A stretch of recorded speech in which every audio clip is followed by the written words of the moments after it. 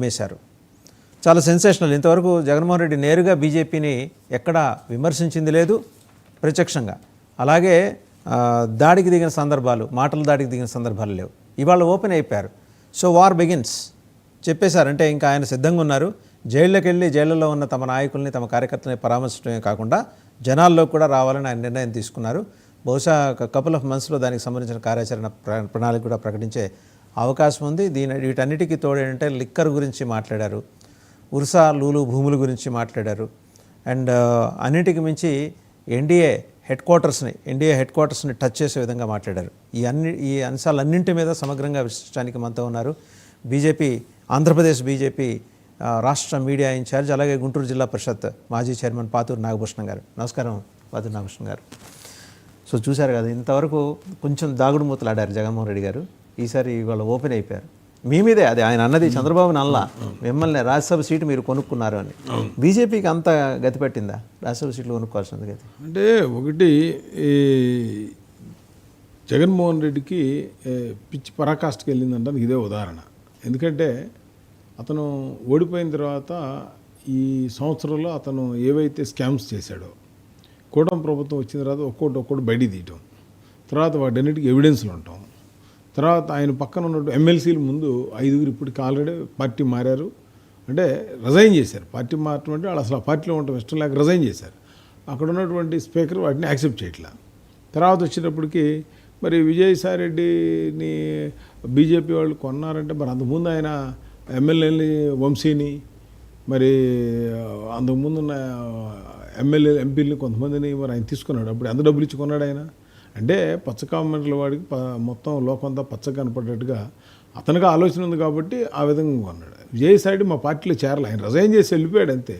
Resign చేసి వెళ్ళిన తర్వాత మా కూటమిలో మాకు ఆ సీట్ వచ్చింది. ఆయన నేను బీజేపీలో చేరుతున్నాను ఎక్కడ చెప్పలేదే. అందుకే ఆయనకి ఆ ఒక్క డైలాగ్ అతనికి మతి సరిగా లేదంటానికి. ఇంకోటి ఏంటంటే జగన్మోహన్ రెడ్డి గత 19 నుంచి 24 వరకు చేసినటువంటి ఎన్ని అకృత్యాలు చేశాడు, అరాజకాలు చేశాడు, ఈ రాష్ట్రంలో డెవలప్మెంట్ లేకుండా జీరో చేసి ఆంధ్రప్రదేశ్ నెంబర్ 1 ఉండాల్సిన చివరికి తీసుకెళ్ళిన పరిస్థితి జగన్మోహన్ రెడ్డి. అటువంటి వ్యక్తి ఇవాళ మీడియా ముందుకు వచ్చి వాళ్ళు నిన్నటిదాకా మరి విజయసాయిరెడ్డిని 3 జిల్లాలకు ఇన్ఛార్జ్గా పెట్టాడండి ఆయన. ఏ విధంగా ఆయనకి చాలా ప్రయారిటీ ఇచ్చాడు. నంబర్ టూ నీ వల్లే కదా ఇప్పుడు వీళ్ళందరూ 2004 నుంచి 2009 వరకు రాజశేఖర రెడ్డి గారు సీఎంగా ఉన్నప్పుడు అప్పుడు వాళ్ళని ఆ అధికారాన్ని అడ్డం పెట్టుకొని శ్రీలక్ష్మి కానీ అజిత్నాథ్ దాస్ వీళ్ళందరూ జైలుకి వెళ్ళారు. అప్పుడు మరి అదే కేసుల్లో మరి మోపిదేవ్ అవ్వచ్చు, మరి విజయసాయిరెడ్డి అవ్వచ్చు, పొలిటీషియన్లు వీళ్ళు వెళ్ళారు.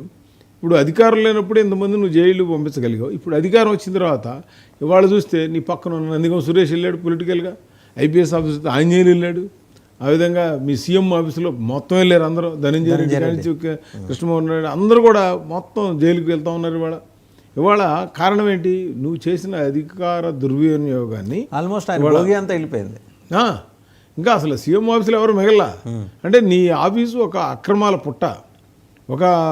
ఇందాక చంద్రబాబు గారిని ఏదో ఒక డైలాగ్ అంటున్నాడు, ఏది అప్పుల సామ్రాట్ అయినా పర్లే, కానీ మీరు అసలు దొంగల సామ్రాట్. మీరు అప్పు చేసేది ఏం చేస్తున్నాడు ఆయన? తీసుకొచ్చి ఒక క్యాపిటల్ కడుతున్నాడు, క్యాపిటల్ ఇన్వెస్ట్మెంట్ చేస్తున్నారు. నీలాగా డబ్బు దోచుకుందాం అనే ఉద్దేశంతో ఈరోజు చంద్రబాబు నాయుడు పనిచేయట్లా.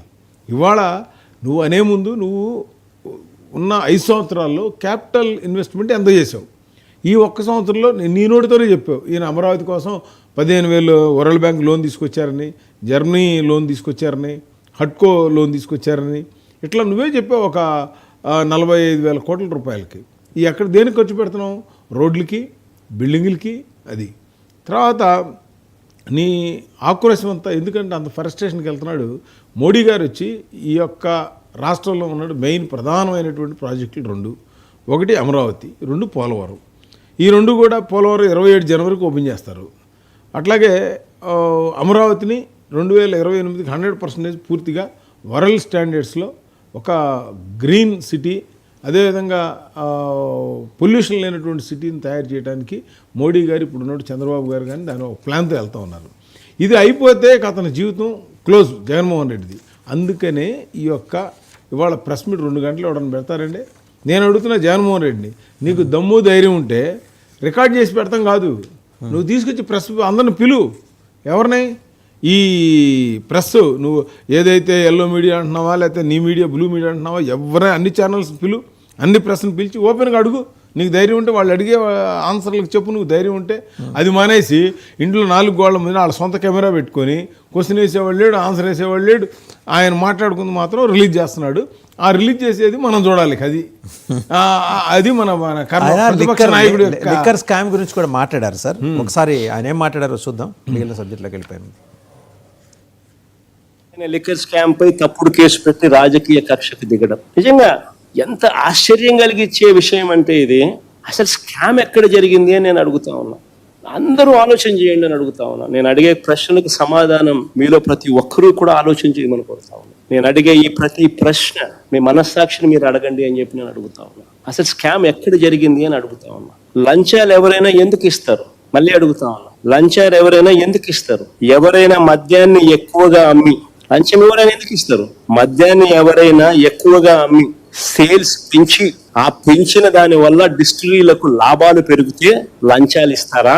లేక సేల్స్ తగ్గిపోయి వాళ్ళు తక్కువగా అమ్మి ట్యాక్సుల రూపేణ వారి మీద బాధి దానివల్ల సేల్స్ తగ్గి, దానివల్ల వాళ్ళకు రావాల్సిన లాభాలు తగ్గి, అలా తగ్గితే ఎవరైనా లంచాలు ఇస్తారా? దాని ఫలితంగా అదండి ఆయన లిక్కర్ విధి విధానాలని ఆయన వివరించారు. లంచాలు ఎప్పుడు ఇస్తారు, ఎలా ఇస్తారు, ఎవరు ఇస్తారు, ఎందుకు ఇస్తారు అంటే దానికి ఎంత మొత్తం స్కెచ్ అంతా ఆయనకు తెలుసు కాబట్టి ఆ సీక్రెట్లు ఇప్పుడు వస్తాయి. రేపు పొద్దున్న కసిరెడ్డి మొత్తం ఆ టీం అంతా చెప్పబోతున్నారు కాబట్టి ఎక్కడిచ్చారు, ఎలా ఇచ్చారు మొత్తం తెలుస్తుంది.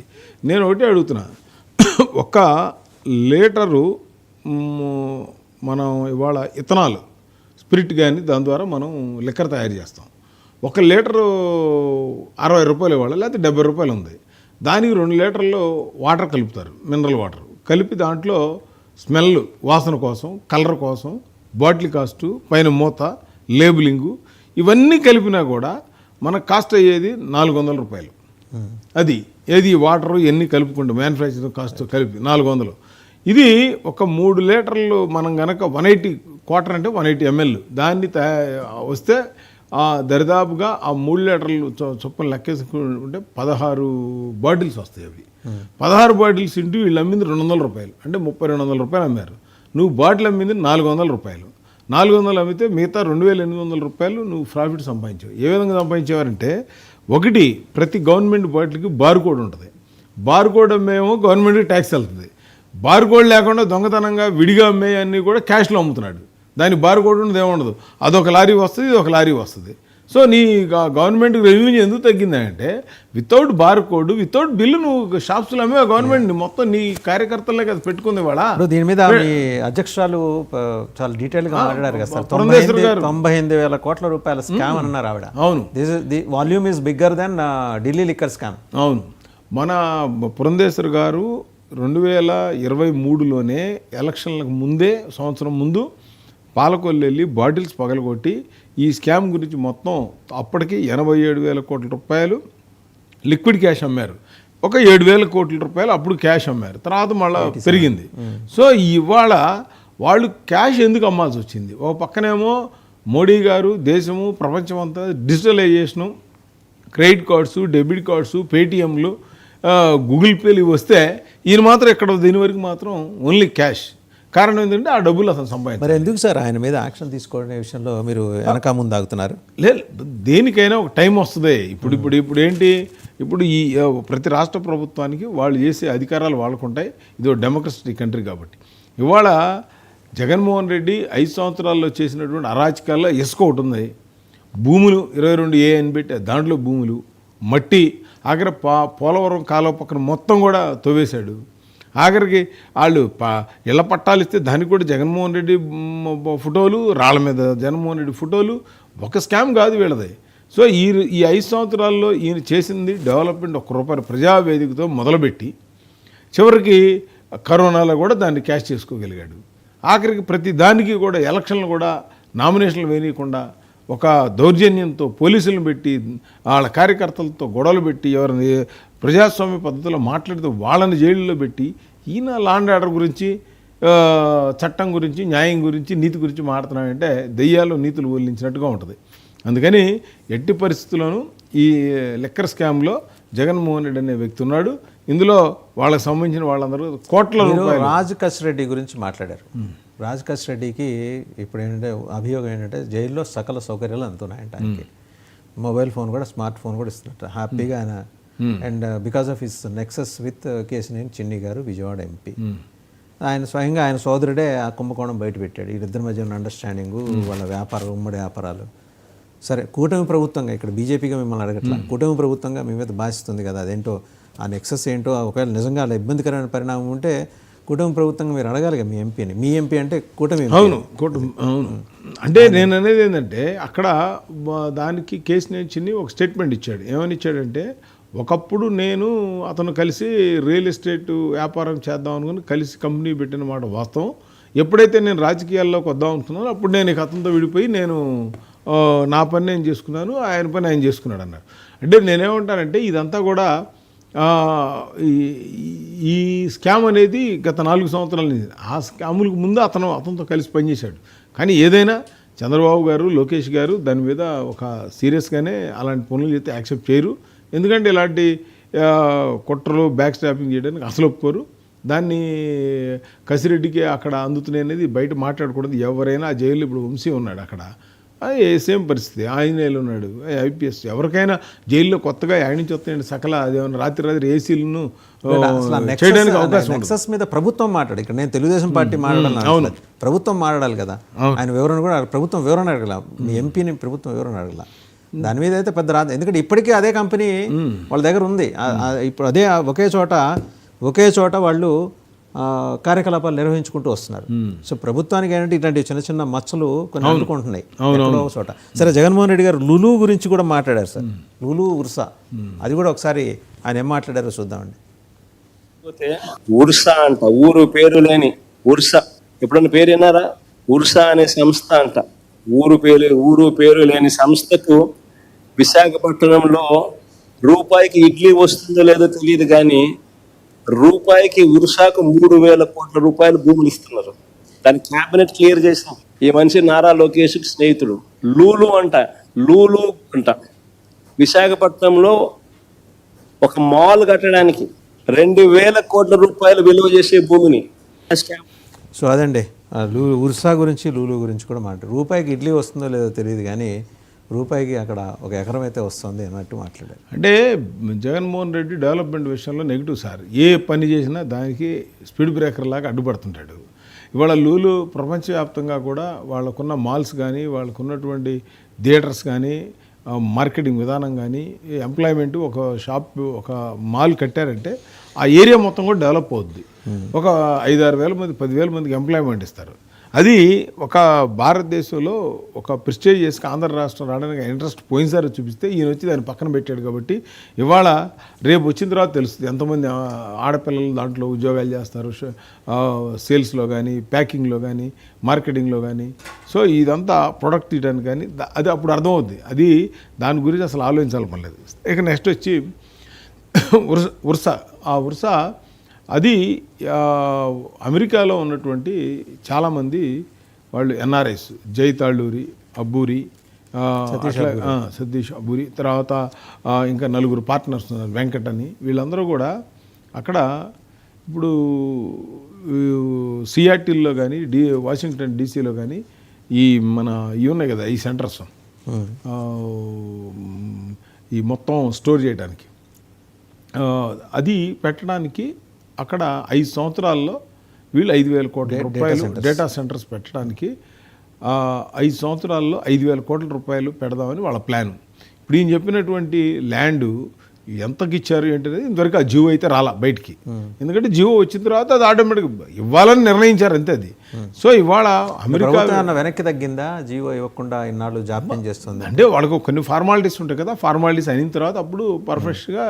ఇప్పుడు టాటా కంపెనీ అంటే ఆల్రెడీ ఒక 200 years నుంచి మన భారతదేశంలో ఎన్నో ప్రాజెక్ట్ చేసి ఉన్నారు కాబట్టి వాళ్ళకి ఇమీడియట్గా ఇస్తారు. మిగతా కంపెనీకి తీర్మానం చేసిన తర్వాత మళ్ళీ దాంట్లో in and out. Main objection ఏంటంటే 10 లక్షల రూపాయలు ఆథరైజ్డ్ క్యాపిటల్ ఉన్న ఒక 2 నెలల కంపెనీ పురిటి గుడ్డు, అది దానికి ఎట్లా ఇచ్చేస్తారు? ఇదే ఫెసిలిటీ అందరికీ ఇస్తారా ఇలాగే వస్తే అనే ప్రశ్న ఉత్పన్నం అవుతుంది. ప్రభుత్వం సమానం చెప్పాలి, ఇక్కడ పార్టీలు కాదు.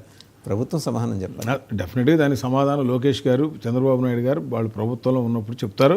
దాని గురించి మీకు ఒకటండి, ఇవాళ భారతదేశంలో స్టార్టప్ కంపెనీని కొత్త పెడుతున్నారు. స్టార్టప్ కంపెనీ అంటే ఏంటి? వాడి నాలెడ్జే వాడి ఎక్స్పీరియన్స్, వాళ్ళ బ్యాక్గ్రౌండ్ ఉంది. అక్కడ వాళ్ళకి 3,000 మంది ఎంప్లాయీస్ ఉన్నారు. అక్కడ అమెరికాలో తాళ్ళూరు జై గారు వాళ్ళందరికీ కూడా దరిదాపుగా 3,000-4,000 మంది ఎంప్లాయీస్ ఉన్నారు. వాళ్ళకి టర్న్ ఓవర్ 3-4 ఉంది. ఇప్పుడు నాకు 4 కంపెనీలు ఉంటాయండి. నేను అగ్రికల్చర్ చేస్తాను, ఒక ఫార్మా కంపెనీ ఉంది. ఒక కంపెనీలో టర్న్ ఓవర్ లేకపోతే కొత్త కంపెనీ ఇంకోటి పెట్టినప్పుడు ఆ కంపెనీలో టర్న్ ఓవర్ అవసరంలా, మిగతా కంపెనీస్లో నా బ్యాక్గ్రౌండ్ ఏదైనా చూడాలి, అందులో డైరెక్టర్ లెవెల్లో చూడాలి.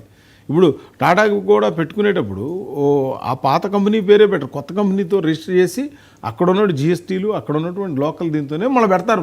ఇప్పుడు టాటాకు 100 కంపెనీలు ఉన్నాయండి. ఇలాంటి అనుమానాలకి తెరదీస్తే బాగుంటుంది ప్రభుత్వం. ఈ ఇలాంటివి వచ్చినప్పుడు స్కోప్ రూమ్ ఎక్కువ ఇచ్చినట్టు అవట్లా. మీరు డెఫినెట్గా వాళ్ళ ఫస్ట్ ఏంటంటే అండి, వైసీపీ నాయకులకి ఏ ప్రాజెక్ట్ అన్న చేయండి, ఈ ప్రాజెక్ట్ మంచిదని అంటారా? అనరు వాళ్ళు. ఎందుకంటే వాళ్ళకి అదే పని. ఇప్పుడు వాళ్ళు ఏంటి, ఐటీ కంపెనీలు చాలా వస్తూ ఉన్నాయి. మల్లవల్లి దగ్గర బ్రహ్మాండమైనటువంటి 2018లో ఓపెన్ అవ్వాల్సిన లయలాండ్ కంపెనీ మొన్న ఓపెన్ చేశారు. 5 ఏళ్ళు ఏమైనట్టు? రాయలసీమ కదా. తర్వాత ఈ నూజివీడి దగ్గర, తర్వాత శ్రీ సిటీలో ఎల్జీ కంపెనీ మొన్న ఓపెన్ చేశారు, శంకుస్థాపన చేశారు. ఏది మొత్తం డిఫరెంట్ ప్రోడక్ట్లు అక్కడ తయారు చేయడానికి. అట్లాగే అప్పుడు కియా చేశారు. ఇప్పుడు కియా మళ్ళీ ఇప్పుడు ఎక్స్పాన్షన్కి వెళ్తుంది. సో ఇవి కాక డిఫరెంట్ ఐటీ కంపెనీలు ఈ రాష్ట్రానికి రావడానికి చాలామంది ఇంట్రెస్ట్ చూపుతుంటే, ఎక్కడ ఈ రాష్ట్రం ముందు బాగుపడిపోద్దా, ప్రజలు ఎక్కడ బాగుపడతారా అనే జగన్మోహన్ రెడ్డి ఆలోచన తప్పితే, దీనికి మనం పాజిటివ్గా ప్రతిపక్ష పాత్ర వహించి అసెంబ్లీకి వచ్చి సమస్యలను అక్కడ మాట్లాడదాం, ప్రజల గురించి అక్కడ ఏవైతే హోదా ఇవ్వట్లేదు కదా ఆయనకి, ప్రతిపక్ష నేత ప్రతిపక్ష హోదా ఇవ్వాలని అదే ఆయనకి కనీసం ఆయన కన్సర్నే అది. నాకు హోదా ఇస్తే వస్తానంటాడు. అట్ట అనుకుంటే ఇంతకు ముందు రాహుల్ గాంధీ కూడా ఇవ్వలేదు కదా అపోజిషన్లో ఉన్నప్పుడు. లాస్ట్ టైం కొన్ని సీట్లు రావాలనేది ఉంది అతనికి. మినిమమ్ 18 సీట్లు రాలేదు. ఆ పర్సంటేజ్ రాలేదు కాబట్టి అతనికి ఇవ్వలేదు. 10% ఉండాలి కదా, 10% ఉంటే తప్పితే. విజయసాయి రెడ్డి గారి మీద ఏం మాట్లాడాడో చూద్దాం సార్ ఒకసారి. విజయసాయి రెడ్డి చంద్రబాబుకు లొంగిపోయిన మరో వ్యక్తి. రాజ్యసభ సభ్యుడిగా 3.5 సంవత్సరం తనకు టర్మ్ ఉండగా చంద్రబాబు నాయుడు గారు కూటమికి మేలు చేసేందుకు ఆయన రాజ్యసభ సభ్యత్వానికి ఆయన రాజీనామా చేశారు. వైఎస్ఆర్సీపీకి ఎమ్మెల్యేల బలం లేదు, మళ్ళీ రాజ్యసభకు వైఎస్ఆర్సీపీ పంపించే అవకాశం ఉండదు అని తెలిసి, తన రాజీనామా వల్ల చంద్రబాబు నాయుడు గారి కూటమికి మేలు జరుగుతుందని తెలిసి తన 3.5 సంవత్సరం టర్ము ఆ కూటమికి తాను ప్రలోభాలకు లోనై అమ్మేసి, అలాంటి వ్యక్తి ఇచ్చే స్టేట్మెంట్లకు ఏం వాల్యూ ఉంటుంది? అటువైపు నుంచి మనం కూడా ఇటువైపున ఏమన్నా తీసుకుని ఇటువైపున తీసుకొని ఇదే మాదిరిగానే చెప్పిస్తే వాల్యూ. రైట్, చూసారు కదా సార్ ఆయన అన్నది. అదే ఇప్పుడు ఆయన అంతకుముందు తీసుకున్నప్పుడు ఎమ్మెల్యేలని అది ఎంపీలని గుర్తుకు రావట్లా. అదే గజనీలాగా మర్చిపోయాడు అంతా. విజయసాయి రెడ్డి మొన్నటిదాకా ఆయన దగ్గర ఉన్నప్పుడేమో కోహినూరు డైమండ్ అన్నాడు, ఇప్పుడు డైమండ్ బదులు గాజు ముక్క అంటున్నాడు. సో అది కాకుండా ఆయన దగ్గర కొనాల్సినంత అవసరం ఉంది. ఆయన రిజైన్ చేశాడు. ఇవాళ మిగతా ఎమ్మెల్సీలు రిజైన్ చేశారు. దానికి సమాధానం చెప్పనండి ఆయన్ని, ఎందుకు రిజైన్ చేశారో. ఇవాళ ఆ రోజు నువ్వు ఎందుకు తీసుకున్నావు? 2019 నుంచి 24 మధ్య ఎందుకు తీసుకున్నావు? ఎమ్మెల్యేని వంశీని ఎందుకు తీసుకున్నావు నువ్వు? అట్లాగే మిగతా వాళ్ళు కూడా ఉన్నారు కదా, మన గుంటూరు 2 ఎమ్మెల్యే గిరిధర్ని. మరి వీళ్ళందరినీ నువ్వు ఎలా తీసుకున్నావు? ఆ రోజులో ఏ రూల్ ఉందని ఎంత డబ్బులు ఇచ్చుకున్నావు? సో అందుకని ఆయన మాట్లాడేదానికి ఇవాళ బీజేపీ స్పందించాల్సిన అవసరం కూడా లేదు. వాళ్ళు ఇవాళ ఈ రాష్ట్రంలో ఉన్నటువంటి డెవలప్మెంట్, మొన్న మోడీ గారు వచ్చి ఏదైతే మళ్ళా పూర్తిగా ఈ రాష్ట్ర అభివృద్ధి కోసం ఒక ప్లాన్ చేశారో అది వీళ్ళు భరించలేకపోతున్నారు. అది మెయిన్. రైట్, ఇక మళ్ళీ రాష్ట్ర రాజకీయాల దగ్గరికి వచ్చేద్దామండి. గ్రాఫ్ ఒక 50 మంది ఎమ్మెల్యేల గ్రాఫ్ అంత ఆశాజనకంగా లేదు అని చెప్పేసి 2-3 సంస్థలు వాళ్ళ రిపోర్ట్ ఇచ్చారు. అంటే కనీసం మార్కులు 35 మార్కులు కూడా రావట్లేదని. ఈ పరిస్థితుల్లో మిమ్మల్ని మీరు అంటే ఒకప్పుడు చంద్రబాబు గారి పరిపాలనలో చాలా ఖచ్చితంగా ఉండేవారు ఆయన. ఏ మొహాటాలకి పోయేవారు కాదు. తన పరాయి అనే భేదం లేదు, ఎవరైనా తనోళ్ళు తప్పు చేసిన. But whereas liquor, sand, mining, ఎర్రచందనం వీటికి సంబంధించి ఆయనకున్న ఇన్పుట్స్, ఆయనకు వచ్చిన దాన్ని బట్టి పిలిచి కొందరిని వ్యక్తి ఆయన ఎప్పుడు ఏంటంటే అందరి మధ్యలో ఎవరిని పిలిచి అవమానించడం అనేది ఆయన దగ్గర ఎప్పుడు లేదు. వ్యక్తిగతంగా పిలిచి జాగ్రత్తగా ఉండండి, ఇలాంటి ఆరోపణలు వస్తున్నాయి అని చెప్పినా కూడా వాళ్ళ తీరు మారట్లేదు. ఇలాంటి వాళ్ళు ఒక 45 నుంచి 50 మంది దాకా ఉన్నారు. అంటే ఇందులో రెండు ఉన్నాయండి. ఇందాక జగన్మోహన్ రెడ్డి చెప్పినట్టుగా 2014-19 మధ్య అప్పుడు లిక్కర్ స్కామ్ జరిగింది చంద్రబాబు నాయుడు అని చెప్పి ఒక స్టేట్మెంట్ ఇందా దాంట్లోనే ఉంది. ఏమైందంటే దరిదాపు 11,000 కోట్ల రూపాయలు లిక్కర్ స్కామ్ జరిగిందన్నాడు. మరి ఆ రోజున అపోజిషన్లో ఉన్నాడు కదా, ఆ రోజు ఎందుకు మాట్లాడాలి? లిక్కర్ స్కామ్ ఉన్నప్పుడు 2019 మధ్య మాట్లాడాలి కదా, అప్పుడు మాట్లాడాలి. సరే 24-19 మధ్యలో ఆయన అధికారంలోకి వచ్చాడు. మరి చంద్రబాబు గారి దగ్గర లిక్కర్ స్కామ్ మీద నువ్వు 14లో చేసావు, 14 నుంచి 19 వరకు ఈ 5 సంవత్సరాల్లో ఆ లిక్కర్ స్కామ్ని ఎందుకు మీరు బయటపెట్టలా? అంటే ఇవాళ వచ్చి నువ్వు మళ్ళీ నీ పదవి కూడా అయిపోయిన తర్వాత ఇవాళ మాట్లాడతావు ఏంటి? అంటే బురదేయడం అనమాట ఇది. అంటే ఇవాళ ఈ రాష్ట్రంలో అతను అంతకుముందున్న సిస్టమ్ని తీసేసి గవర్నమెంట్ ఎంప్లాయీస్ ద్వారా గవర్నమెంట్ ఎంప్లాయ్మెంట్ని ఒక బూచిగా చూపించి వ్యాపారం చేయడం. ఇవాళ మీరు అన్నట్టుగా కొంతమంది ఎమ్మెల్యేలు అక్కడక్కడ ఈ యొక్క లిక్కర్ అవ్వచ్చు, ఇసుక అవ్వచ్చు, రకరకాల ఆరోపణలు వస్తూ ఉన్నాయి. వీటన్నిటిని కూడా చంద్రబాబు గారు కూడా అబ్జర్వ్ చేస్తూ ఉన్నారు. ఎందుకంటే ఇక్కడ మన పార్టీ అయితే ఒక రకంగా, పక్క పార్టీ అయితే ఒక రకంగా చంద్రబాబు నాయుడు గారు యాక్సెప్ట్ చేయరు. కూటమి అందులో నేను మీకు ఛాలెంజ్ చేసి చెప్తున్నాను, మోడీ గారు గత 11 సంవత్సరాల్లో ఎంతమంది మంత్రులు ఉన్నారు కేంద్రంలో, ఒక్క మంత్రి మీద కాంగ్రెస్ వాళ్ళు కానీ ఏ పొజిషన్ పార్టీ అయినా అవినీతి ఆరోపణ చేసే పరిస్థితి, దమ్ము ధైర్యం కూడా లేదు. అంటే దమ్ము ధైర్యం లేదని నేను ఎందుకు అంటున్నానంటే వాళ్ళకి తెలిసి ఇక్కడ ఏమి జరగదని, ఏది డబ్బులు ఇస్తే ఫైల్ చేస్తాం అనేది ఉండదు. అటువంటి కేంద్రంలో ఉన్నటువంటి మోడీ గారి నాయకత్వంలో అక్కడ కూడా డబుల్ ఇంజిన్ సర్కార్ ఉంది. సో ఇక్కడ ఎవరైనా అలాంటి వాళ్ళు కనుక అలాంటివి చేస్తే డెఫినెట్గా వాళ్ళ మీద యాక్షన్ తీసుకోవటం, లేదంటే వాళ్ళకి ప్రత్యామ్నాయంగా చంద్రబాబు నాయుడు ఏ విధంగా వార్నింగ్ వల్ల ఆయన ఇవ్వడం అనేది జరిగింది 100%. అందుకనే ఈ యొక్క ఓవరాల్ ఇవాళ లెక్కల మీద ఆయన వచ్చిన దానికి నేను ఒకటే చెప్తున్నాను, నీకు దమ్ము ధైర్యం ఉంటే ఈ రోజైనా సరే 14-19 మధ్య ఏం జరిగిందో బయట పెట్టమనండి. మేము పెడుతున్నాగా 19 నుంచి 24 మధ్య అరెస్ట్ చేసాం, ఇంకా వస్తున్నారు, వాళ్ళు కూడా కమిట్ అయ్యారు, మేము ఇలా చేసామని. ఈ డబ్బులన్నీ కూడా ఆ కసిరెడ్డి సినిమాల్లోనూ ఇండైరెక్ట్గా దుబాయి రకరకాల కంట్రీస్కి పంపించారని చెప్పి చక్కగా పేపర్లో వస్తూ ఉంది. నీకు మొన్న మాట్లాడుతున్నాడు ఎక్కడ జగన్మోహన్ రెడ్డి, అసలు కసిరెడ్డి మాకు సంబంధం లేదని. మరి నీకు సంబంధం లేనప్పుడు నీ దగ్గర అడ్వైజర్ గడ్డి పెట్టుకున్నాడు ఆయన దగ్గర అడ్వైజరు, అది నాకు సంబంధం లేదని మాట్లాడాడు. ఇది ఒక 10 days బ్యాక్. సో అందుకని అతను గంటకు ఒక మాట, పూటకొక స్లోగన్ ఇచ్చే పరిస్థితికి వచ్చేసాడు. అందుకని ఈ మద్యం విషయంలో 100% ఆయన దాంట్లో ఫిక్స్ అయిపోయాడు. అది ఇంకోటి, వాళ్ళ 5 ఏళ్ల పాలనలో 3,32,671 లక్షల కోట్లు అప్పు చేస్తే బాబు గారు 12 నెలల్లోనే 1,37,546 లక్షల కోట్లు. వాళ్ళ 5 ఏళ్ల పాలనలో చేసింది 3.5 లక్షలే ఉజ్జాయింపుగా, అకార్డింగ్ టు హీస్ క్లెయిమ్ అండి. ఇప్పుడు మీ గవర్నమెంట్ ఇక్కడ కూటమి ప్రభుత్వం అనవసరంగా చంద్రబాబు గారిని ఒక్కరిని ఇందులో బాధ్యత చేయాల్సిన పరిస్థితి లేదు. 1,37,000 కోట్లు చేశారు. విద్యుత్ కొనుగోలులో 11,000 కోట్ల స్కామ్ చేశారు. యాక్సిస్ సంస్థ నుంచి యూనిట్కి ₹4.60 చొప్పున కొన్నారు. ఇవి ఆరోపణలు. అంటే ఇందులో నేను ఒకటే చెప్తాను, ఇప్పుడు ఈ 12 నెలల్లో 1,31,000 కోట్లు చేసే దాంట్లో దరిదాపుగా 60,000 కోట్ల రూపాయలు క్యాపిటల్ ఇన్వెస్ట్మెంట్ ఉందండి. తర్వాత ఈ డబ్బుల్లోనే ఈ జగన్ చేసిన అప్పులకి వడ్డీలు కడతాం, వాటికి పేమెంట్లు కట్టాల్సి వస్తుంది. ప్లస్ పెండింగ్ బిల్స్ మేము క్లియర్ చేసాం. ఎవరు? జగన్మోహన్ రెడ్డి అన్నీ వదిలేసి వెళ్ళాడు. ఎవరు బిల్లులు ఇవ్వకుండా పనులు చేసిన వాళ్ళు కూడా. అసలు నేను అడుగుతున్న, ఆఖరికి రుషికొండ గడిచాడు కదా సార్, 500 కోట్లు ఒకటి, 500 కోట్లు 1000 కోట్లు పెట్టి గడిచాడు. మరి ఎస్ఎఫ్టీ ఎంత పడింది? అక్కడ 20,000 రూపాయలు పడింది ఎస్ఎఫ్టీ. మరి ఆయన రాజధాని గురించి 5,000 దాన్ని 8,500 చేశారు, 9,000 మాట్లాడు. అసలు నువ్వు రుషికొండ ఎందుకు కట్టినట్టు?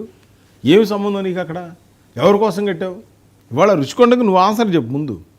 అక్కడ కట్టావు, దాన్ని ఎటు ఉపయోగం లేకుండా ఏం చేద్దామని 3 రాజధానులు అన్నావు.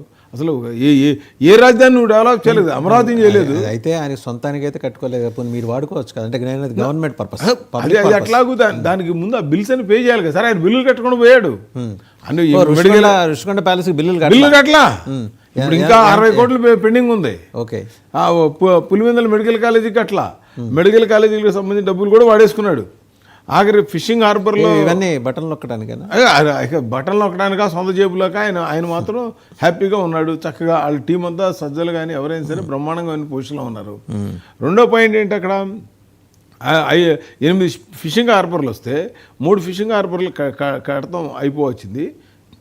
5కి విశ్వసముద్ర అనే కంపెనీకి ఇస్తే ఆ డబ్బులు నాబార్డు లోన్ ఇస్తే అవి కూడా వాడేసుకున్నాడు. అవి కూడా వాళ్ళు కట్టలేక ఆపేశారు పరిస్థితి. సో ఇవాళ నువ్వు అమరావతి అంటే నీకు ఇష్టం లేదు, వైజాగ్ నేను డెవలప్ చేసావు, ఒక 10,000 కోట్లు పెట్టి ఒక 5,000 కోట్లు నువ్వు ఏం చేసావు చెప్పమనండి. ఛాలెంజ్ వాళ్ళు జగన్మోహన్ రెడ్డి వైసీపీ పార్టీ వాళ్ళని. సరే కర్నూలు అన్నావు, కర్నూలు ఏం చేసావు నువ్వు? ఇక్కడంటే నీకు ద్వేషం ఈ ప్రాంతం మీద, అక్కడెందుకు చేయాలి రాయలసీమలో? సరే ఒక ఇరిగేషన్ ప్రాజెక్ట్ ఏం చేశారు చెప్పమనండి.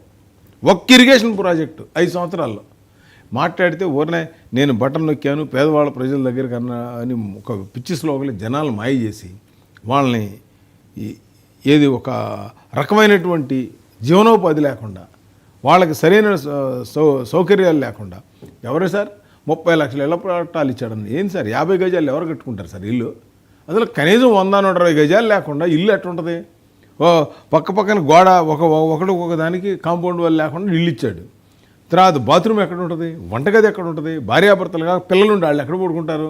50 గజాలు అంటే ఏంటి అసలు? అది ఒక శాడిజం కాకపోతే. ఎప్పుడు మనకి గ్రామాల్లో 3 సెంట్లు ఇచ్చేవాళ్ళు, కనీసం 2 సెంట్లు ఇవ్వు తప్పులేదు. ఏదో ఇచ్చాం కదా అని చెప్పి ఏది బాగా గోతుల్లోనూ ఊరికి దూరాన అదేవిధంగా దారిలు లేని చోట నీళ్లు లేని చోట అలాంటి ప్లేస్లో నువ్వు ఇచ్చి నేను 30 లక్షలు ఏమైనా ఇల్లు కట్టావా? అది లేదు. 30 లక్షలు ఎన్ని కట్టాలో చెప్పమని ఛాలెంజ్ చేసి గవర్నమెంట్ 20 లక్షలు ఇల్లు ఇచ్చింది. ఆ డబ్బులన్నింటినీ కూడా కొంతవరకు డైవర్ట్ చేశాడు. 2018లో తెలుగుదేశం అప్పుడు కూటమి అప్పుడు 3 లక్షలన్నర ఇల్లు కడితే వాటిని ఇంతవరకు హ్యాండ్ ఓవర్ చేయాలి. ఇప్పుడు హ్యాండ్ ఓవర్ చేస్తున్నారు. నేను ఇప్పుడు కూడా అదే చెప్తున్నా. నేను చంద్రబాబు నాయుడు గారు కానీ లోకేష్ గారు పవన్ కళ్యాణ్ గారు కానీ నా రిక్వెస్ట్ ఏంటంటే, మనం ఈసారి స్పీడ్గా చేయకపోతే వీళ్ళు ఎట్లాగూ విసిగిస్తూ ఉంటారు. ఇప్పుడు మొన్న 5 టవర్స్ కట్టే దగ్గర వాటర్ వానకి నీళ్ళు వచ్చి పడ్డాయి. నిన్న కాక మొన్న బెంగళూరులో వర్షం పడితే కార్లు కొట్టుకుపోయింది. హైదరాబాద్ అంతా మునిగింది. చెన్నై అయితే పడవలేసి తిరిగాం. బాంబే వేస్తే ట్రైన్లు ఆగిపోతాయి. ఈ ప్రపంచంలో హెవీ రెయిన్ ఎప్పుడు వచ్చినా సరే డెఫినెట్గా ప్రాంతం మునిగిద్ది ఎక్కడైనా సరే. ఇప్పుడు జగన్మోహన్ రెడ్డి ఇంటి దగ్గర మునగట్లా వాన వస్తే రోడ్లన్నీ మునుగుతున్నాయి. సో అక్కడ అది మునిగిందని చెప్పి సాక్షి అది ఒక విజువల్స్ తీసి రాజధాని మునిగింది నెగిటివ్ ప్రచారం, కోర్టులు వేపించడం, ఆ రైతులు ఎవరిని ల్యాండ్లు ఇద్దామంటే వాళ్ళని ఆపటం, ఇదే పని. అందుకని ఇవాళ రాజధాని బ్రహ్మాండమైన రోడ్లు ఆయన చెప్తున్నాడు. అంత పెద్ద 4 లైన్ల రోడ్లు ఎందుకంటాడు? 4 లైన్ రోడ్లు నీకు అసలు తెలిస్తే నీ సొంత ఇల్లు హైదరాబాద్లో ఒకటి ప్యాలెస్, బెంగళూరులో ప్యాలెస్, విజయవాడలో ప్యాలెస్, లండన్లో ఈ కట్టుకోవడం తెలుగు ప్రజలకి ఏం చేసావు? ఇవాళ మంచి రోడ్లు, under ground cables, under ground drainage, మొత్తం సెంట్రల్ లైటింగు, అదేవిధంగా ఒక గ్రీన్ సిటీ అంటే మంచి చెట్లు పెంచే విధంగా మొత్తం ఇవాళ చేస్తూ ఉంటే ఇవాళ ఒక బ్యూటిఫుల్ ఒక క్యాపిటల్ సిటీ ప్రపంచంలో ఒక కొత్తగా కడితే ఎలా ఉండాలి అనే విధంగా. ఎందుకంటే పాత సిటీని డెవలప్ చేయడం చాలా కష్టం అండి, కొత్తది కడతాం చాలా ఈజీ. కాకపోతే డబ్బు ఖర్చు ఎక్కువైనా క్వాలిటీ వస్తుంది. అంటే ఫ్యూచర్లో ఇక్కడ మీ ప్రభుత్వం అంటే బీజేపీ వాజ్పేయి గారి టైంలో ఎన్డీఏలో 5 రాష్ట్రాలు ఏర్పడ్డాయి. 5 రాష్ట్రాలకి ఎక్కడ ఇంత మోతు ఖర్చు అయితే రాయ్పూర్ చూశారు మీరు, నవీ రాయ్పూర్ చూశారు, 1,500 ఎకరాల్లో కట్టారు, అద్భుతమైన నగరంగా. You name any capital city మీ హయాంలో వచ్చింది. ఇంత ఖర్చు పట్టలేదు అండ్ అందంగా కూడా వచ్చినాయి సిటీ. అంటే ఓకే మీకు వరల్డ్ క్లాస్ సిటీ కట్టాలి అనే అభిలాష ఉండొచ్చు కాక, బట్ ఈ ఫండ్స్ ఆయన అనేది అదే కదా అంచనాలు పెంచేస్తున్నారు అని. ఇప్పుడు మళ్ళీ మొన్న నారాయణ గారు ఇంకో మాట చెప్పారు, 44,000 ఎకరాలు shortly we are going to get the land అంటే through land pooling. Land acquisition అయితే వాళ్ళకి ఇబ్బంది అవుతుంది, పరిహారం తక్కువ వస్తుంది అని. ఇప్పుడున్న 54 సరిపోలేదా సార్? సార్ మీరు 54,000 ఎకరాలు అనుకుంటున్నారు, కానీ 54,000 ఎకరాల్లో రోడ్లకు కానీ, చెరువులకు కానీ, కాలువలకు కానీ, గవర్నమెంట్ ఆఫీసులకు కానీ అన్నీ పోయిన తర్వాత గవర్నమెంట్కి ఒక 7,000 ఎకరాలు, రైతులకు ఒక 10,000 ఎకరాలు ఇవే ఉండేది. మిగతా అంతా మీరు రోడ్లు ఏదో ఇదివరకు ఇట్లాగా ఈ ఒక కారు వెళ్తే ఆటో కూడా ఎదురు రాని పరిస్థితి, మోటార్ సైకిల్ ఎదురు ఇప్పటికీ అదే ఉంది కదా సార్, కరకట్ట మీద మీ వెహికల్ వెళ్తే ఇప్పటికీ అదే ఉంది కదా. ఇప్పుడు కరకట్టదే. ఇప్పుడు అది టెండర్ పిలిచారు నారాయణ గారు, నేను కూడా 5-6 సార్లు చెప్పాను తొందరగా చేయండి, 4 లైన్ చేయండి అని చెప్పి ముఖ్యమంత్రి గారు వస్తున్నారంటే ఒక 4-5 రోజుల ప్రజలు ఆగిపోతారు. అది వాస్తవమే, నేను దానికి ఒప్పుకుంటున్నా. అది 10 నెలల్లో ఈ పాటికి అవ్వాల్సింది. ఆ 10 నెలల్లో అది అయిపోవాల్సింది ఈ పాటికి. అది కొంచెం డిలే జరిగింది. నేను ఇప్పుడు కూడా చెప్తున్నా కొంచెం స్పీడ్గా చేయండి అనేది, నేను అదే రాబోతున్నా. ఇవాళ ఎందుకు ఇంకా 44,000 ఎకరాలు కావాలంటే, ఇవాళ మీరు ఒకసారి అబ్జర్వ్ కనుక చేసినట్టు బెంగళూరు ఎయిర్పోర్ట్ చూడండి, నెంబర్ 1 ఉంది. అది ఎక్కడ ఊరు బయట ఈ మూల నుంచి ఆ మూలకి వెళ్ళాలంటే 3 గంటలు పడుతుంది. ఒక సజ్జాపూర్ వెళ్ళాలంటే 3 గంటలు అక్కడ. ఢిల్లీ నుంచి వచ్చిన దానికంటే ఆ ట్రావెల్ ఎక్కువ పడుతుంది. ఇప్పుడు ఇక్కడ వస్తే కనుక ఏ టాటా లాంటి వాళ్ళు ఇవాళ టాటా ఎయిర్ ఇండియా తీసుకుంది, ఒక హబ్ పెట్టుకున్నారు అనుకోండి. ఇవాళ దుబాయ్ ఎందుకు డెవలప్ అయింది? ఇటు సింగపూర్ నుంచి వచ్చేవాళ్ళు, ఆస్ట్రేలియా నుంచి వచ్చేవాళ్ళు, అమెరికా నుంచి అక్కడ హబ్ 190 దేశాలకు వాళ్ళు కనెక్టివిటీ పెట్టుకున్నారు. ఇక్కడ టాటా వాళ్ళు 500 ఫ్లైట్స్ ఆర్డర్ ఇచ్చున్నారు. ఇవాళ 500 ఫ్లైట్స్, ఇవాళ ఆల్రెడీ వాళ్ళకి 300 ఫ్లైట్స్ ఉన్నాయి. ఈ 800 ఫ్లైట్స్ కనుక ఇక్కడ ఉంటే కనుక, ఇప్పుడు ఎమిరేట్స్కి మొత్తం కలిపినా కూడా 500-600 కంటే లేవు. ఈ ఉంటే ఈ 4,000 ఎకరాలు ఒక ఎయిర్పోర్ట్ కోసం తీసుకుంటే, మిగతాది ఏరియా కూడా అక్కడ ఇండస్ట్రీ డెవలప్ అవుతుంది. ఒక ఎయిర్పోర్ట్ వస్తేనే 20,000 మంది ఎంప్లాయ్మెంట్ వస్తుంది. 20,000 ఎంప్లాయ్మెంట్తో పాటు లాజిస్టిక్స్, లారీలు, లేకపోతే ఫార్మా ఎక్స్పోర్టు, మామూలుగా ఈ మనకు ఇంపోర్ట్ చేయడానికి, ఎక్స్పోర్ట్ చేయడానికి కార్గో చాలా మోస్ట్ ఇంపార్టెంట్.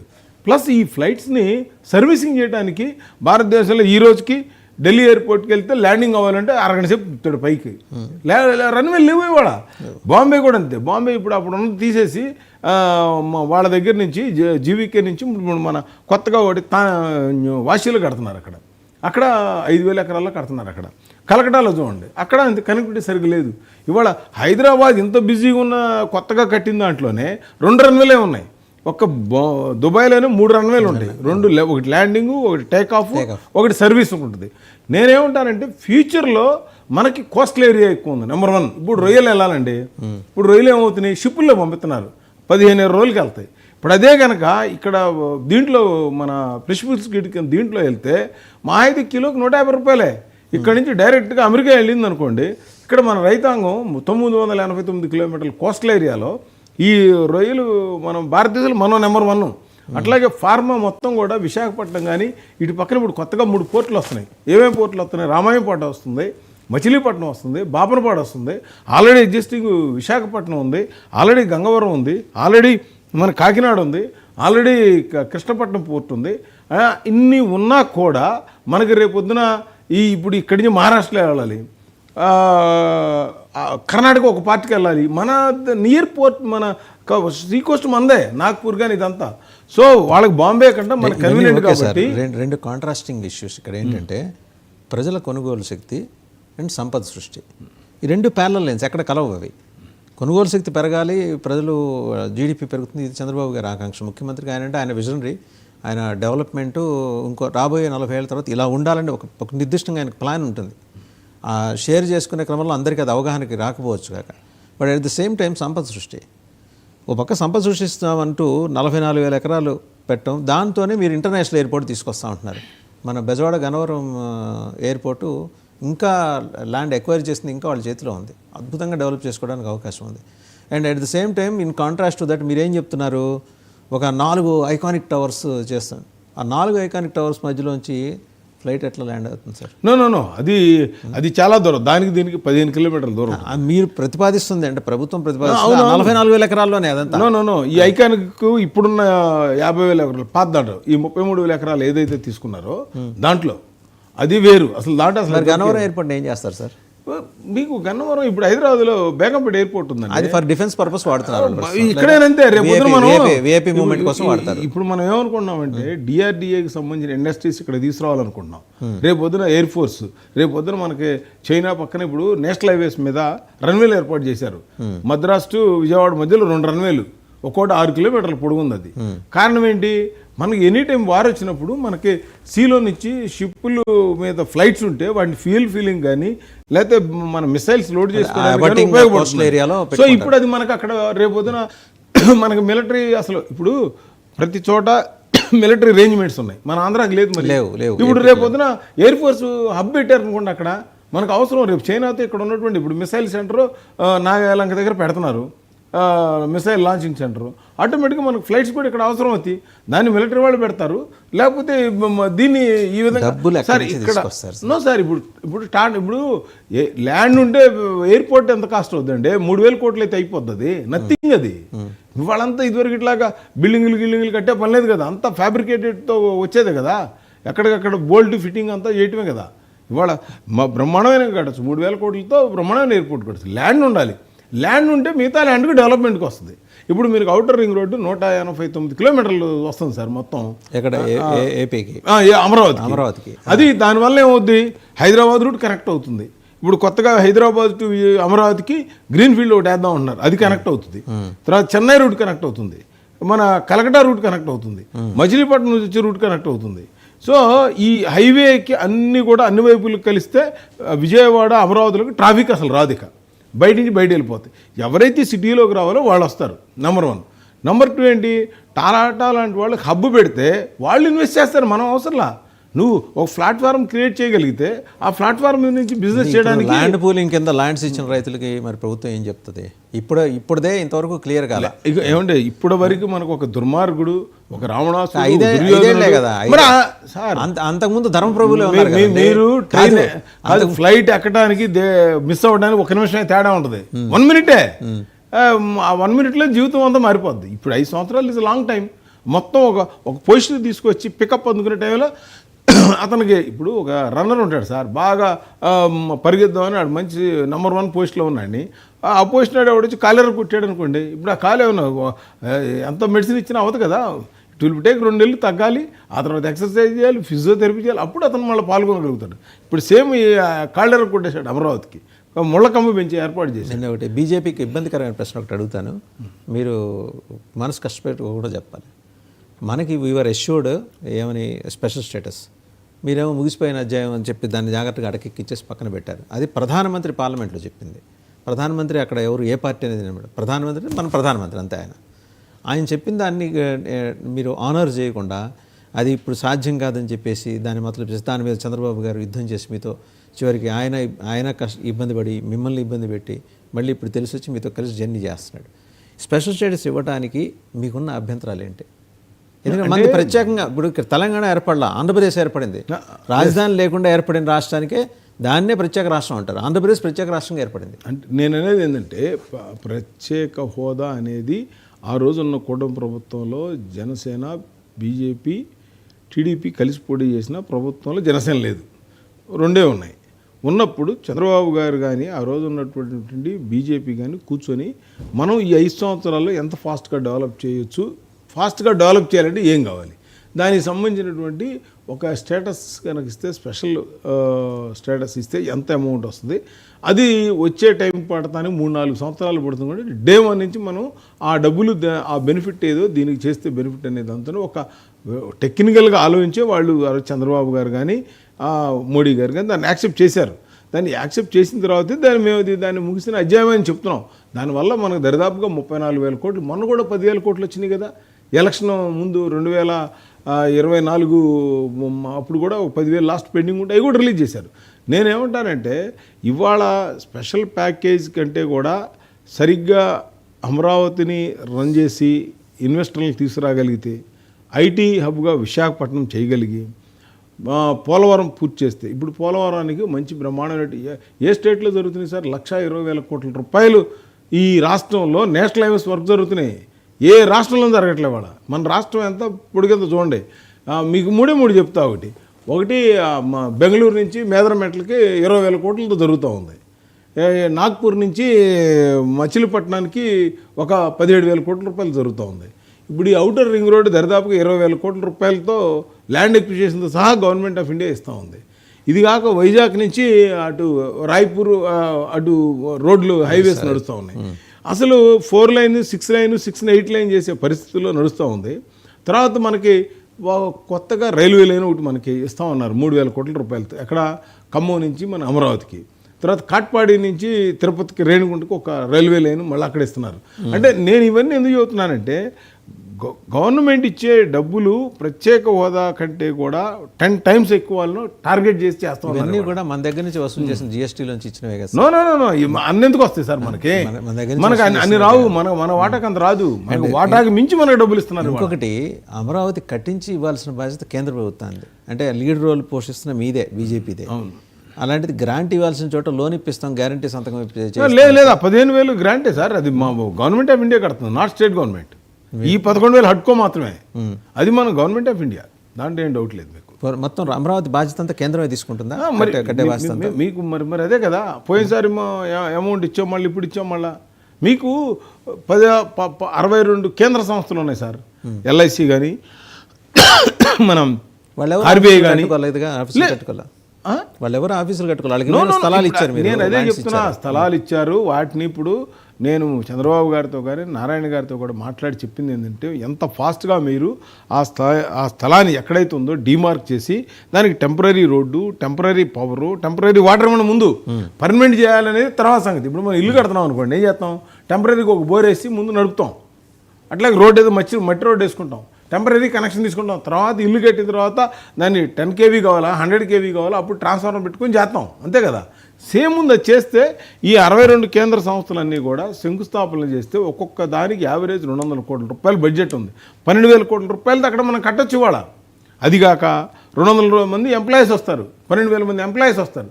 అసలు గేమ్ చేంజ్గా sir. Government of India employees అంతమంది వస్తే మళ్ళీ దానికి డ్రైవర్లు ఉంటారు, అటెండర్లు ఉంటారు, ఇవన్నీ కూడా మారిపోద్ది. నేననేది ఏంటంటే, ఇవాళ ఈ రాష్ట్రంలో మనందరం కూడా ఈ కన్ఫ్యూజన్లో లేకుండా అమరావతి కనుక డెవలప్ అయింది. ఎందుకంటే అక్కడ కావాల్సినంత వాటర్ ఉంది, కృష్ణా వాటర్, మిగతా ఎవరికి లేదు. రేపు మళ్ళా పోలవరం నుంచి బనకచెర్లకి ప్లాన్ చేశారు. ఏది అదే పోలవరం రైట్ కెనాల్ నుంచి వెడల్పు చేసి కృష్ణా నదిలోకి నీళ్లు తీసుకొచ్చి అక్కడి నుంచి బొల్లాపల్లి దగ్గర ఒక 150 TMC వాటర్, అక్కడ 4 నల్లమడల మధ్యలో పెద్ద ప్లేస్ ఉంది, అక్కడ స్టోర్ చేసి అక్కడి నుంచి తీసుకెళ్ళి బనకచెర్ల కర్నూలు దగ్గర కనుక తీసుకెళ్ళగలిగితే ఈ రాష్ట్రంలో 1 ఇంచు కూడా వాటర్ ప్రాబ్లం ఉండదండి.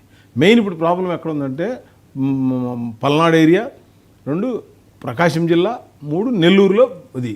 తర్వాత ఎప్పుడైతే ఇది బనకచెర్ల తీసుకెళ్తామో అక్కడికి రాయలసీమ నుంచి కూడా వాటర్ వెళ్తాయి. ఎప్పుడైతే మనం పోతిరెడ్డిపాడు వాటరు ఎక్కువగా తీసుకెళ్ళగలిగితే ఇవన్నీ కూడా మొత్తం మనకి స్ట్రీమ్ లైన్ పోతాయి. గండికోట ప్రాజెక్ట్స్ కానీ ఇవన్నీ కూడా మొత్తం మనకు అయిపోతాయి. రాష్ట్రం డెవలప్మెంట్కి మీ కమిట్మెంట్ చెప్పారు. ఇంకా పొలిటికల్ ఈక్వేషన్స్లోకి వద్దాం. ఎప్పటికీ ఇలా తెలుగుదేశాన్ని మోయటమైనా మీకుగా మీరు డెవలప్ అయ్యేదేమన్నా ఉందా?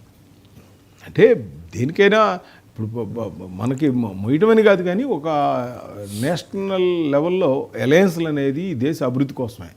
మేమున్నా మమ్మల్ని సపోర్ట్ చేసే పార్టీలు ఉన్నా కూడా. సో డెఫినెట్గా ఇప్పుడు ఆల్రెడీ కేంద్రంలో చాలా స్టేట్లలో బీజేపీ ఉంది ఇవాళ. అలాగే కేంద్రంలో 11 సంవత్సరాలు నేను చేస్తున్నాను. ఇంకొక 20 సంవత్సరాల వరకు. వెంకయ్య నాయుడు గారు జాతీయ అధ్యక్షులు ఉన్నప్పుడు ఒక వెలుగు వెలిగింది ఆంధ్రప్రదేశ్లో బీజేపీ. అలాంటి వెలుగులు మళ్ళీ ఇక్కడ కనిపిస్తాయి ఇప్పుడు ఈసారి?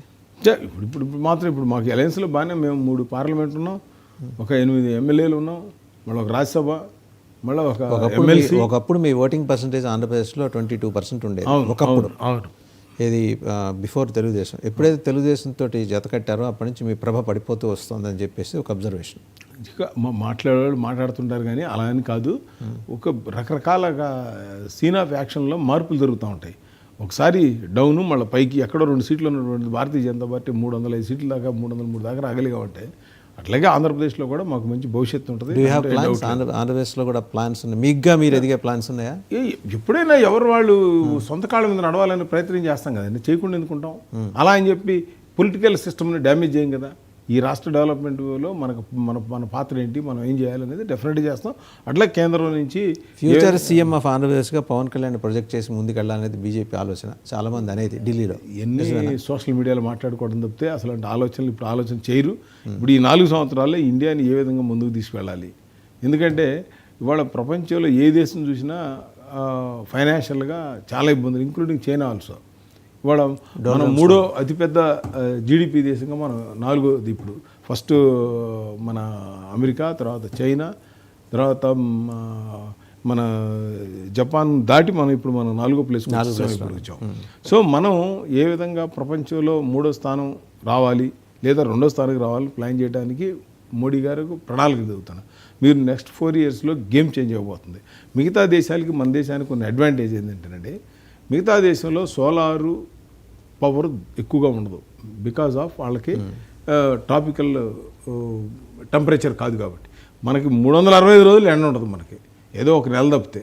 సో మనకి సోలార్ పవర్ వల్ల మన దేశంలో మంచి పవర్ జనరేషన్, అంటే ఎటువంటి పొల్యూషన్ లేనటువంటి న్యూక్లియర్తో సంబంధం లేనటువంటి ఎనర్జీ మనం తీసుకురాగలుగుతాం. నెంబర్ 1. నెంబర్ 2 ఏంటి, మనకి రకరకాల క్రాప్స్ మనకు పండే అవకాశం ఉంది. మన హ్యూమన్ రిసోర్స్ బ్రహ్మాండంగా ఉంది. 145 కోట్ల మంది జనాభా, ఇవాళ చైనా దాటి మనం ముందుకెళ్ళాం. ఇవాళ ఈ ప్లస్ పాయింట్స్ అన్నీ కూడా వరల్డ్ని మనం రూల్ చేసే అవకాశం ఉంది. ఇవాళ ప్రపంచంలో మన మోడీ గారికి ఎంత చరిష్మా ఉందంటే, మన దగ్గర కొన్ని ఈ గత పాలకులు ఏదైతే కాంగ్రెస్ చేసిందో ఈ అరాచకాలు, అవినీతి, దాన్ని అంతా సరి చేసుకోవడానికే మనకి ఇప్పుడు దాకా పట్టి ఇప్పుడు ఒక స్ట్రీమ్ లైన్ రాగలిగాం. ఇవాళ మిగతా ఏ దేశాలతో కూడా పోల్చుకున్న మన రోడ్లు కావచ్చు, మన ఎయిర్పోర్ట్లు కావచ్చు, బ్రహ్మాండంగా ఉన్నాయి. ఫైనల్గా ఆంధ్రప్రదేశ్ దగ్గరికే వద్దాం. ఈ 60-30-10 రేషియో వర్కౌట్ కావట్లేదా? చాలా చోట్ల ఈ లుకలుకలు కనిపిస్తున్నాయి కూటమి ప్రభుత్వంలో. అంటే నేను చెప్పేది నామినేటెడ్ పదవుల భర్తీ విషయం. ఇప్పుడు సపోజ్ మీ ఎమ్మెల్యే ఉన్నారనుకోండి, మీకు 8 మంది ఎమ్మెల్యేలు ఉన్నారు. మీ ఎమ్మెల్యే ఉన్న చోట మీసే 60% నడవాలి. దాని పరిధిలో ఉండే ఏమైనా నియామకాలు అవి ఉంటే మీసే నడవాలి. తెలుగుదేశం ఉంటే తెలుగుదేశం, అలాగే జనసేన ఉంటాయి. అలా నడవట్లేదు, మొత్తం తెలుగుదేశం హైజాక్ చేసేసింది అనే మాట వచ్చింది. నిన్న చూసాం, మన వైజాగ్ మున్సిపల్ కార్పొరేషన్లో గొడవ, ఆ డిప్యూటీ మేయర్ ఎన్నిక, ఆయన ముందే, మంత్రి నారాయణ గారి ముందే గొడవ పడ్డారు. ఇదేంటంటే సమన్వయం ఎక్కడైనా లోపిస్తోందా? అంటే యాక్చువల్గా ప్రతి పార్టీలో నామినేట్ పోస్టులు అడిగేవాళ్ళు ఎక్కువ ఉంటారండి. పర్టికులర్గా భారతీయ జనతా పార్టీ తరఫున 10 మంది ఉంటే, జనసేన తరఫున 20 ఉంటే, వాళ్ళ తరఫున 30 మంది ఉంటారు. ఆ రేషియో అలా ఉంటుంది జనరల్గా. నేను అనేది ఏంటంటే, ఇప్పుడైనా సరే ఏవైతే నామినేట్ ఆల్రెడీ ఇంకొక 12వ తారీఖు సంవత్సరం అయిపోయింది. ఓటింగ్తో పోలింగ్ డేట్ లెక్కేసుకుంటే సంవత్సరం దాటింది మనం. ఏది పోలింగ్ డేట్ లెక్కేసుకుంటే మనకి.